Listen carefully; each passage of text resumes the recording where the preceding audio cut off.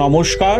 Ramakrishna TV YouTube চ্যানেলের পক্ষ থেকে সকল মা বাবা দাদু দিদা ঠাকুমা ঠাকুর দাদা দাদা দিদি ছোট ছোট ভাই বোনদের জানাই অনেক অনেক ভালোবাসা প্রীতি ও আন্তরিক শুভেচ্ছা। সবাই ভালো আছেন, ভালো থাকবেন।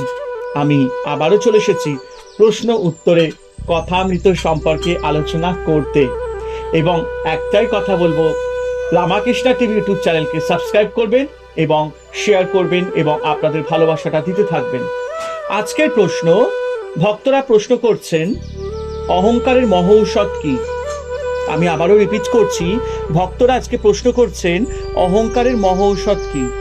এই প্রশ্নের উত্তরে ঠাকুর শ্রী রামকৃষ্ণ পরমহংসদেব বলছেন, আর টাকার অহংকার করতে নাই। যদি বলো আমি ধনী, তো ধনীর আবার তারে বাড়া আছে। সন্ধ্যার পর যখন জোনাকি পোকা ওঠে, সে মনে করে আমি এই জগৎকে আলো দিচ্ছি, কিন্তু নক্ষত্র যাই উঠল অমনি তার অভিমান চলে গেল। তখন নক্ষত্রেরা ভাবতে লাগলো আমরা জগৎকে আলো দিচ্ছি, কিন্তু পরে চন্দ্র উঠল, তখন নক্ষত্রেরা লজ্জায় মলিন হয়ে গেল।